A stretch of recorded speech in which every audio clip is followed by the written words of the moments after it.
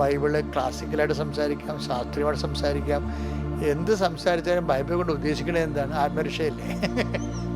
അതാണ് വിഷയം. ആത്മരക്ഷയെക്കുറിച്ച് പറയാതിരിക്കുകയും ബൈബിളിനെ കുറിച്ച് താത്വിക പ്രബോധനം നടത്തുകയും ശാസ്ത്രീയ അവബോധം ഉണ്ടാക്കുകയും ചെയ്താൽ ആർക്ക് എന്നാ ഗുണം കിട്ടാനാണ്? അത് ക്ലാസ് വലിച്ച് ഓക്കെ, അങ്ങനെയുള്ള ട്രെയിനിങ് സെൻറ്ററിലൊക്കെ ഓക്കെയാണ്. പക്ഷേ ബൈബിള് പൊതുജനങ്ങളിലേക്ക് കൊണ്ടുവരുമ്പോൾ അവൻ്റെ ആത്മരക്ഷയ്ക്ക് വേണ്ടി എഴുതപ്പെട്ടിരിക്കണം എന്നുള്ളൊരു ബോധ്യത്തിൽ നിന്ന് അവൻ്റെ രക്ഷ ഈ ബൈബിള് കൈമാറ്റം ചെയ്യുന്നയാൾ ഉറപ്പ് വരുത്തണം.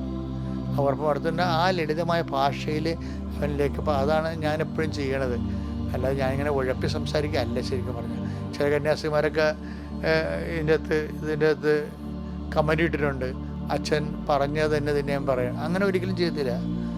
പറഞ്ഞത് തന്നെ പിന്നെ ഒരിക്കലും പറയാം. നിങ്ങൾ ശ്രദ്ധിക്കാം. അല്ലത് ഇപ്പോൾ 2.5 മണിക്കൂർ സംസാരിക്കുമ്പോൾ ഞാൻ എത്രയോ കാലമായിട്ട് സംസാരിക്കണതാണ്. എന്നാലും ഒരു 10% റെപ്പറ്റീഷനേ വരത്തുള്ളൂ, 5% റെപ്പറ്റീഷനേ വരത്തുള്ളൂ. അത് വരുമ്പോൾ നിങ്ങൾ ശ്രദ്ധിക്കേണ്ടത് കോണ്ടസ്റ്റ് വ്യത്യാസം ഉണ്ടാകും. പറഞ്ഞതിന് തന്നെ പറയുകയല്ല, അതിൻ്റെ ലിങ്കും ലൂപ്പിങ്ങൊക്കെ എല്ലാം ഭയങ്കര വ്യത്യാസം ഉണ്ടാകും.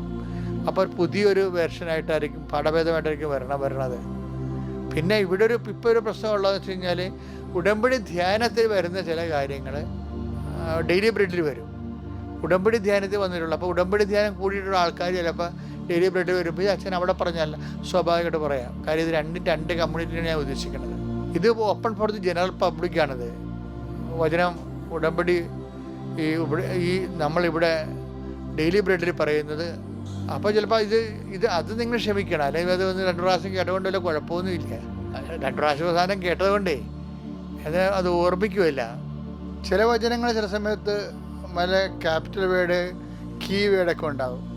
അതൊക്കെ ഉടമ്പടിയുടെ അതൊക്കെ ഞാൻ നിങ്ങളെ ഓർപ്പിച്ചുകൊണ്ടിരിക്കും. അത് സഭയുടെ ഒരു പാരമ്പര്യമാണത്. 2:10 1:12 എടുത്തേ.